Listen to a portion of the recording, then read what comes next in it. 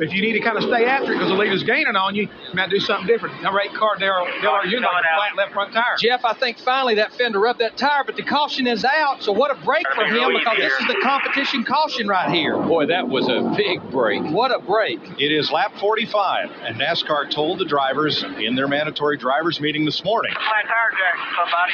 Got to get the car up first. that if there was not a caution prior to lap 45, NASCAR would put one out so the drivers could evaluate tire wear. And you heard him telling the crew we have to have the flat tire jack, because what he's talking about, the frame rail will be so low because that tire's flat, they have a jack that's a little shorter to get the left side up. And what's amazing about this place is as much bumping and banging and all different grooves people run, we never have many cautions here. And the reason he hadn't come to pit road yet, he's trying to get caught up with the field because the pace car just took the leader over there, so they'll be able to pit this time. Sure, you got to be careful not to tear the whole nose off the thing. But you're right, Larry. If he'd pitted this time, the pace car was so close to him, he would have lost a lap before they could get that tire Very changed. borderline. Yeah, this pit road is very long. They come in right here off of turn 4, 45 miles an hour, goes all the way around and don't come off of pit road to turn 2. They used to pit on both the front and back straightaways. Talked about how good Sterling Marlin is. It's hard to believe, but he's never won at Rockingham. Just after the last caution, Tony Glover, the team manager, said you're the fastest car on the racetrack. And the longer this race goes on long green flag runs, that 40 car is the fastest. And he's backing that up, just what we're seeing, Steve, on the stopwatch and watching the timing monitor. And our pole sitter, Dave Blaney, has given up a spot to last year's winner of this race, Matt Kenseth. In the wall, Todd Bodine, turn 2. Caution is out.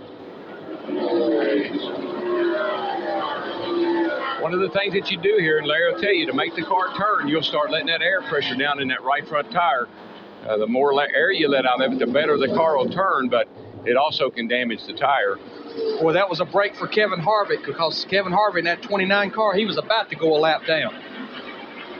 Second caution of the day. The first one was the competition caution of lap 45 due to the lack of practice. And this is the second yellow for Todd Bodine, who has hit the wall coming out of turn 2 and now makes it all the way around onto pit road with a lot of damage to the right front. Trust me, we ran 32 laps. Pit road will be very busy. Everybody will be in for 4 tires and adjustments. That's right. Crew chiefs are hollering, close it up. These guys back here, close it up and pit next time by. Bodine with a flat tire, looks like a busted upper A-frame, and who knows what else. Lots of damage to the right front. And you talked about the troubles for Jeff Gordon earlier on pit road. He's going to have to go around Todd Bodine to get in his pit, so his pit road dilemma continues. Yeah, NASCAR official just warned the 54 crowd that there are going to be other cars coming down pit road. Uh-oh, whoa, who is that? I don't know, but he's Kenny Wallace, 23 car. That'll be cautioned for the third time today at lap 107. It's Kenny Wallace back there, I think. Yeah, yes. Get the back inside wall, guys. Off turn 2, down the back straightaway. Most everything happens off turn 2 here. It's just so hard to get off of that turn. Boy, he has put that thing right to put the nose right in the wall. That's the world's strongest fender burner right there. He needs big fun or big show or whatever his name is to pull those out. A little bit. He got the whole front end. Might need a radiator. 10-4, take it to the garage if it's that bad. Oh no, just tell me. Come to pit road, come to pit road. Yeah, it doesn't look that bad. Yeah, Mike, it looks that bad. Let's ride with Kenny Wallace through turn 2.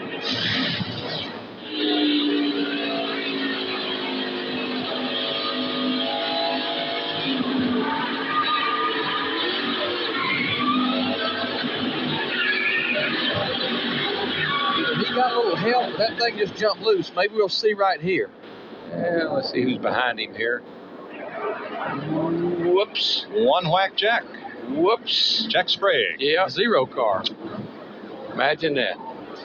Now this puts the tire deal in perspective. 15 laps, everybody's to pit road, 4 more tires and adjustments, Steve Burns.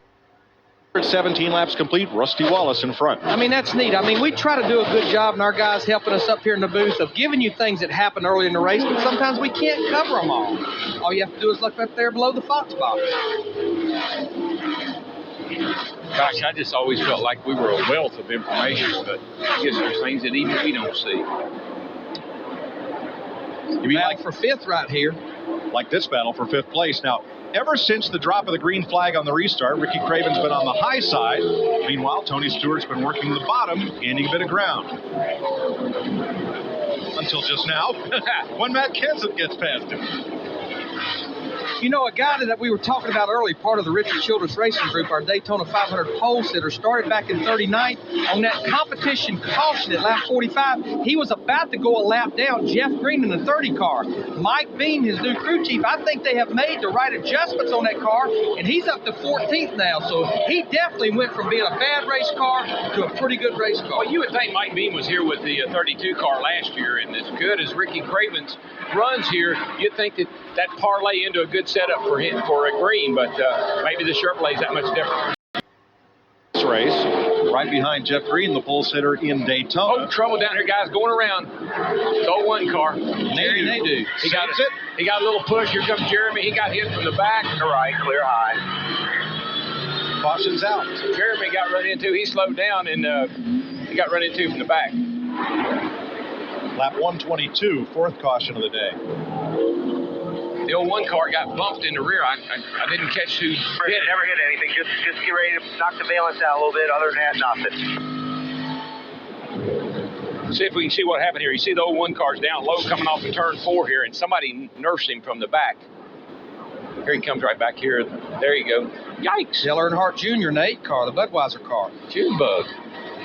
Roof flaps come up. While this is happening, Jeremy Mayfield in the 19, he gets tapped. Yeah, you can see the damage on the rear of his car. He checked up, and somebody ran in the back of him and spun him out. Now, just before this, watch Tony Raines' car on the left of your screen in front of Dale Jarrett. Little piece of I think that looked like, you know what that looked like? He's got damage in the rear. That's the bumper bar that goes up inside the rear bumper. Guess what? 10 laps on our tires, pit now. 4 tires. 4 tires.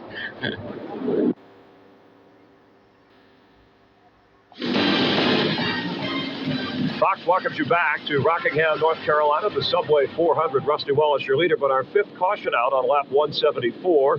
Dale Earnhardt Jr. having some problems.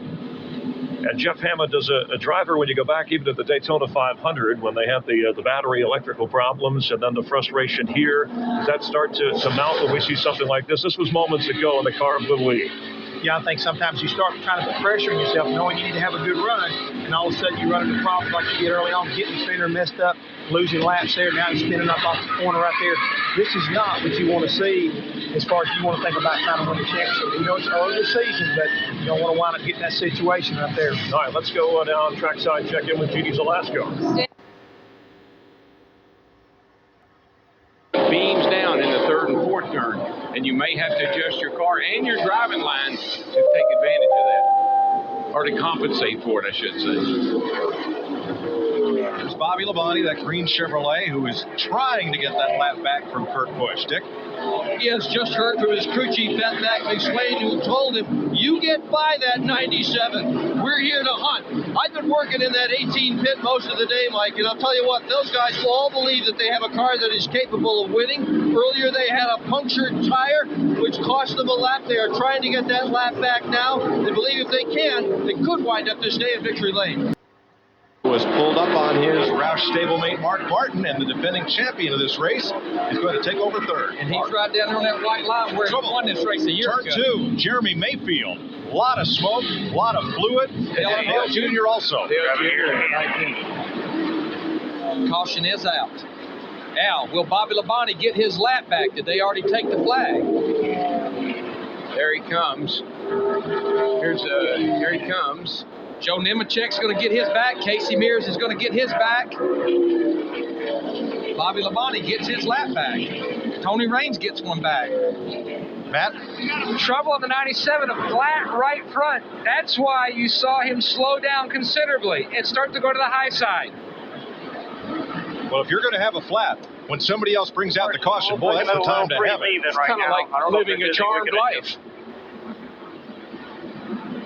Yeah, you can see it. It's flat over on the right side. The caution. Or I could do have a right front flat. That's Kurt Busch. There is Junior on the inside, and for the second time today, round he goes. Same place. Comes back up in the racetrack. Benson gets by, and poor old Jeremy, he got spun out earlier because somebody spun in front of him. Got hit by the 43 car, and I believe he just got it again. Same place, just around she goes.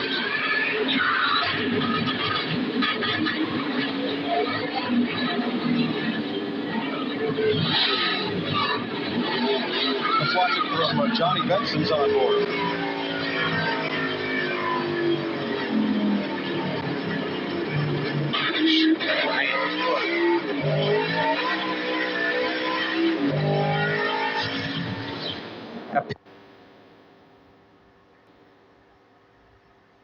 Started 36th, and he's just been progressively working his way forward.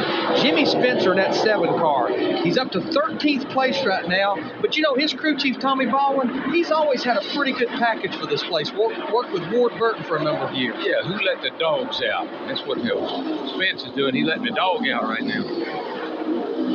Jimmy Spencer is driving like a man who wants to show people he can drive a race car. Yes, he does. He got a good team there with Tommy Baldwin and the crowd. They could surprise some people. Greg Biffle working the outside on Mike Skinner. There's that 16, the rookie, trying to thread the needle.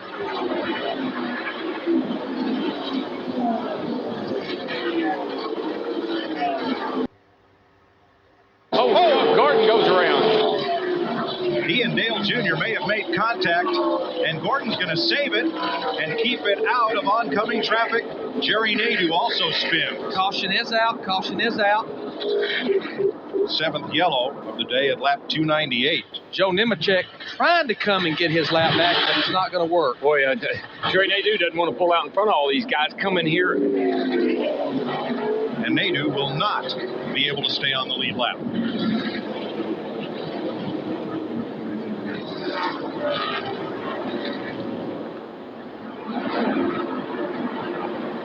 Real fun. Let's see what happened to Jeff Gordon.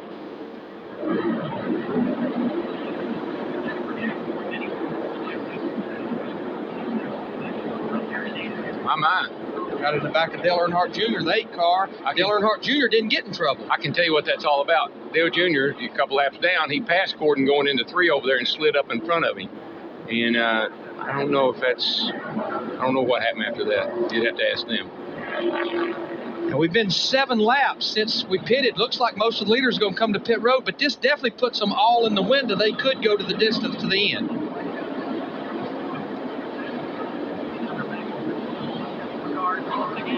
All the lead lap cars to pit road. Except Bobby Labonte in the 18 car. He stayed out.